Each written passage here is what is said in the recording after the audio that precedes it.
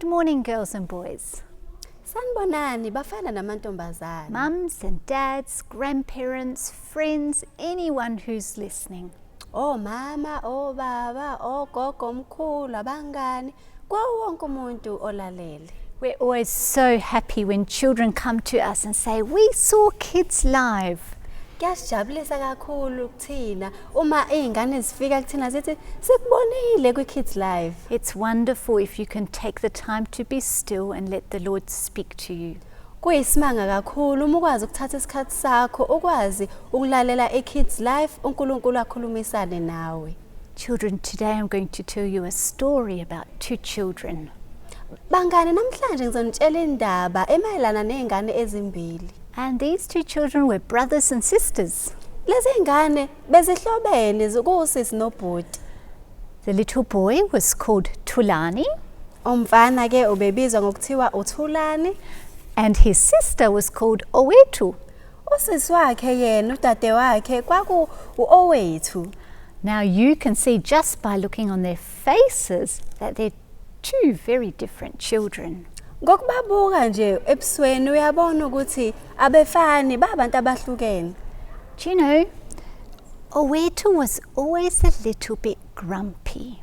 uOwethu lo ngapha wayehleli nje edumele. And Thulani was the opposite. He was always cheerful.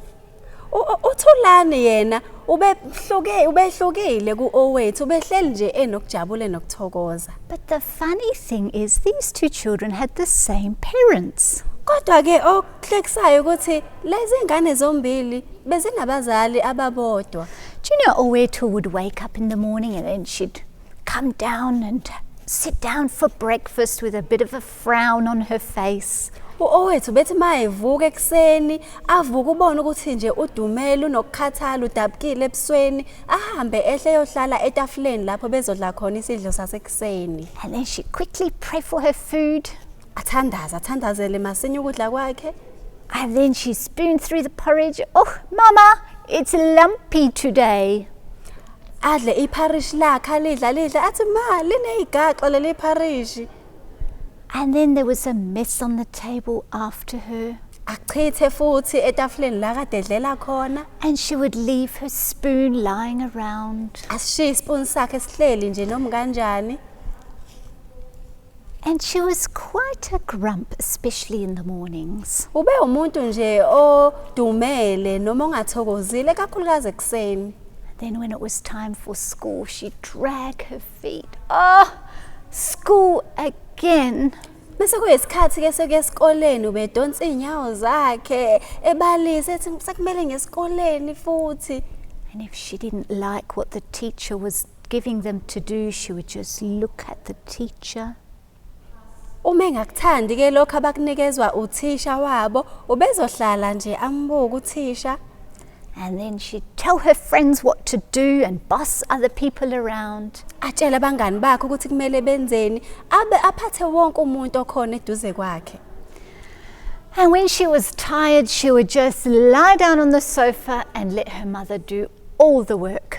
Uma ekhathele ke ubededela uma wakhe enze wonke umsebenzi yena ayilalele nje kusofa. She wasn't so pleasant to be around. Bengemnandi uma ekhona eduze. But children, Thulani, her brother, was quite different. Kodwa bangane ubhuti wakhe uThulani ubehlukile. He was such a happy boy. Ube umfana ogcwele intokozo. And when he saw his sister grumpy, he would even try to cheer her up. Manje uma ebona ke udade wakhe edumele ubezama ukuthi amjabulise. He'd say, "Come on, Owethu, let's go help Mummy clean." Athi woza Owethu asambe siyosiza umama. But Owethu, I don't feel like it. Hayi Owethu ngoba nimazi bangani ubezophendula athi ayingeke mina angizweli. If Mummy asked Owethu to do something, it was such a drama. It took so long. Manje uma umama kaOwethu ecela Owethu ukuthi enze okuthile ubezokwenza nje kube indaba enkulu futhi kuthatha isikhathi. But Thulani was very quick to help.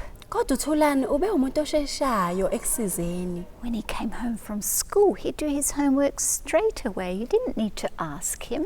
Uma ebuya esikoleni ubenza umsebenzi wesikole abawunikeza ukuthi beyenze ekhaya ngaleso sikhathi ebuya esikoleni. And you know, children, as Tulani and Olwetu got older, the difference between them became bigger and greater. Lapho ke bangani sebekhula beba badala owethu noThulani ungafani kwabo kwakhula futhi kwahluka kakhulu. You see, the difference between them was Tulani had made a decision in his life. Umahluke kabangani phakathi kwabo ukuthi uThulani ubenzile isinqumo empilweni yakhe. Tulani had made a choice to live for the Lord Jesus. Wenza isinqumo uThulani ukuthi aphilele uJesu. He invited the Lord Jesus into his heart. Wayimema inkosi uJesu ukuthi ingene enhlizweni yakhe. And he said, Lord Jesus, I want to live for you. Wathi Jesu ngifuna ukuphilela wena. But Olwetu hadn't made that decision. Kodwa owethu bengasenzanga leso sinqumo. And you know, in the mornings when Tulani would wake up, he would go and open his Bible. Niyazi bangani ukuthi ngesilesikhathi uThulani evuka ubejwayele ukuthi avule iBhayibheli lakhe. And he said, Lord Jesus, please speak to me. Athi inkosi uJesu ngiyacela ukhulumisane nami. And the Lord Jesus did speak to him. He learned how to live as a child of God. Ngempela yathembeka inkosi uJesu yakhulumisana naye wafunda ukuthi umuntu ombizwa ngomntana kaNkulunkulu kumele aphile kanjani. And he had teachers and preachers in his life he could go to and he could learn about the Lord Jesus. Ube nabafundisi nothisha angakwazi ukuthi ayekubona akhulumisana axoxisane nabo bamthandazise. And that's what he fed his heart. Ilokho ayefuza noma ekupha inhliziyo yakhe. There was something else different about Tulani. Khona okunye futhi okuhlukile ngoThulani. He was very careful who his friends were. Ubeqaphela kakhulu ukuthi obani abangani bakhe. If the boys at school would say, come, we're going to tell you something, it's going to be good. Uma mhlawumbe abangani bakhe esikoleni bethi, "Woza Thulani, khona sifuna ukukutshela khona, kumnandi kuhle." And Tulani knew that those boys were actually naughty boys. uThulani ubazi ukuthi kahle kahle labo bafana abafana abagangile. He said, no thank you, and he chose not to go along with them. Wabonga wathi hayi cha ngiyabonga wakhetha ukuthi angahambi nabo. Our children, when I heard about these two children, I was reminded of a verse. Lapho ke bangani ngizwa ngalezi ngane eziyi2 ngakhumbula elinye ivesi. I was reminded of a verse in Psalm 1. Ngikhumbule ivesi elitholakala encwadini yamahubo okuqala. It says, blessed is the man who delights in the law of the Lord. Lithelele ivesi ubosisiwe umuntu ozindla ngomthetho kaNkulunkulu. That means blessed, happy is the person who is happy to hear God's word and to do what God's word says. Ubosisiwe lo muntu ojabulela nothokozela izwi likaNkulunkulu. And then Psalm 1 goes on to say that person who delights in the law of the Lord is like a tree planted by the water. Mase liyaqhubeka leli verse lithi loyo ozindla ngomthetho kaNkulunkulu ufana nesihlahla esitshaliwe eduze kwamanzi. I'm just going to put Olwetu down for now. Sombeka phansi ke manje abangani bethu. And I've brought you a piece of a branch Nginiphathele ke isihlahla esincane which hasn't had water. Igatsha ke leli sihlahla elingakaze lithole amanzi. Can you see how dry it is? Niyalibona yini ukuthi lome kanjani? And if you look here, there's more of it. It looks so wilted.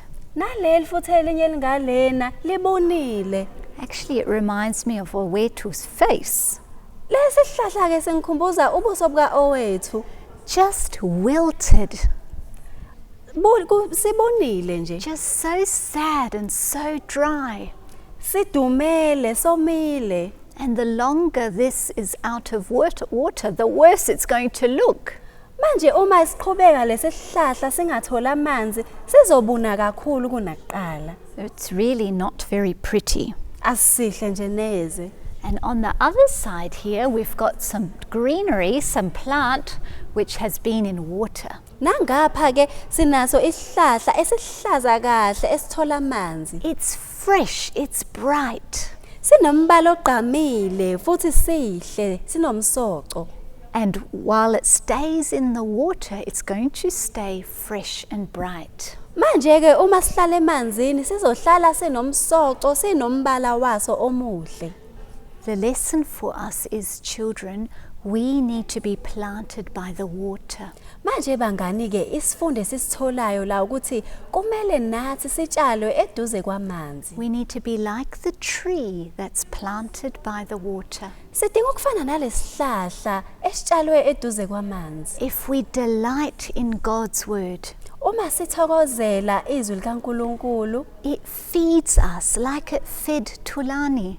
liyasipha okomoya noma liyasondla njengothulani. And you can go through your day, through your life with joy because you've received nutrition from God's word. Uzophila impilo yakho ngokuthokoza nangokujabula ngoba ukutholile lokho.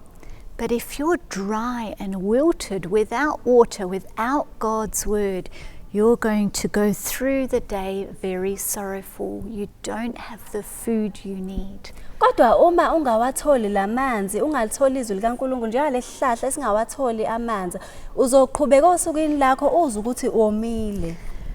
Remember our children, Asikhumbuleni ke bangani, Tulani and Owethu, uThulani noOwethu very, very different. babehlukile kakhulu. One chose to delight in God's word. Oyedwa wakhetha ukuzithokozisa ngezwi likaNkulunkulu. He was careful of who his friends were. Ubeqaphela kakhulu ukuthi obani abangani bakhe. And so he was like a tree, a healthy tree. Ngalokho wakwazi ukuthi abe isihlahla esinomsoco. I pray that the Lord Jesus will help you, children, Ngiyathandaza ukuthi inkosi uJesu inisize nani bangani. and go and read Psalm 1. Uhambe uyofunda amahubo okuqala. It will help you to understand even more. Azokusiza ke ukuthi uqonde ngokujulile. Let's pray. Ngicela sithandaze. Lord Jesus, thank you for your word and the lessons it teaches us. Nkosi uJesu siyabonga ngezwi lakho nangezifundo lesifundisa zona. We want to be children planted by the water, Sifuna ukuba yingane ezitshaliwe eduze kwamanzi. the water of life which is you, Lord Jesus. Amanzi okuphila okuwena Nkosi uJesu. Amen. Amen.